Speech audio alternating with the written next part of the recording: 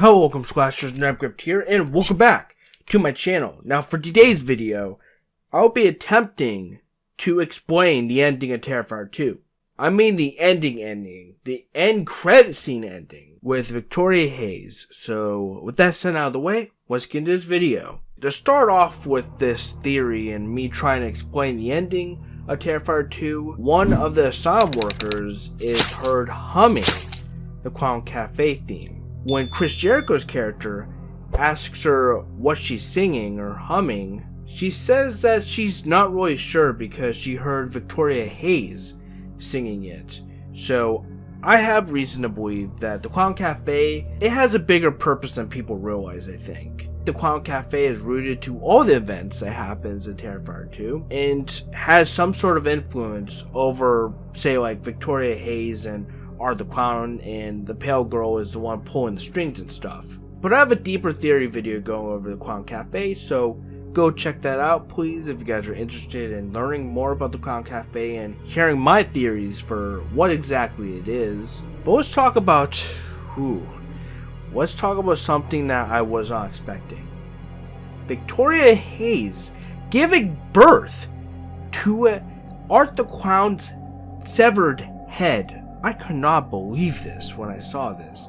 But before she did that, she wrote a bunch of profanities on the wall. And if you guys aren't really familiar with this callback, I'm going to explain. Pretty much, these profanities come from the ending of the Terrifier short film, which was made way before Terrifier released in 2016. Basically, the main character in the Terrifier short film was amputated all of her limbs, and she had a bunch of profanities written across her body and stuff. And this writing on the wall are those same kind of profanities, and this is a direct callback to that. The Terrifier short film could also be seen in the anthology film All Hallows Eve, which also includes Art the Clown, of course. But she also writes Vicky plus Art. Could this mean that Victoria Hayes is in love with Art the Clown? It really seems like some Stockholm Syndrome stuff, or it seems like she's possessed or something. It's quite interesting and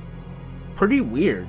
But I think this whole thing could be passed off as Victoria Hayes being possessed, because she's not acting like herself at all, ever since she did that interview with that talk show host. But I do think that she's under the control of the Pale Girl, and the Pale Girl could be putting some use to her in some way in Terrifier 3.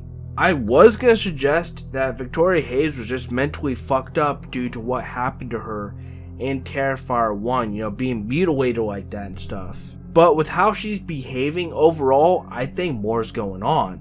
It's really hard to break down, but I believe that since she did after all give birth to Art the Clown's head, he may or may not have a completely new body now. Seeing that he's just alive as his disembodied head, it makes me wonder, after Sienna cut his head off, how was he not still alive from that? Like, it seemed to have killed him. Maybe after him being decapitated by that sword, maybe the sword has that power to put a stop to him. And since that sword spilled his blood, maybe that body's just no good anymore, and he has to technically get a new body, and who else but to give birth to this new body other than Victoria Hayes? Crazy theory, I know, but it could be the perfect explanation as to why Victoria Hayes gave birth to just his head. And I'm thinking once they do Terrifier 3, we could open on a massacre in the asylum in which,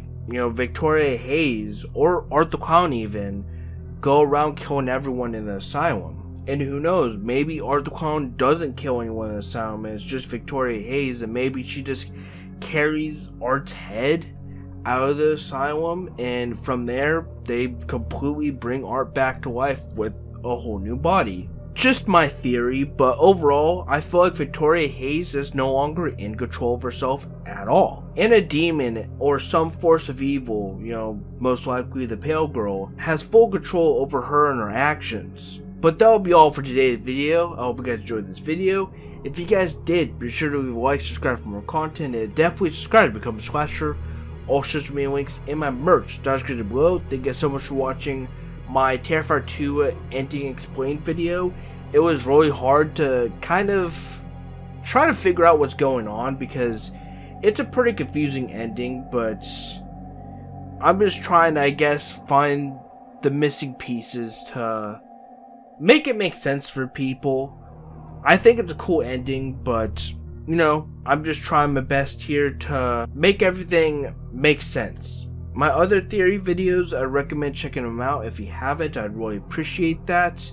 And if you have any theories for anything going on in Terrifier 2, leave them down in the comments below.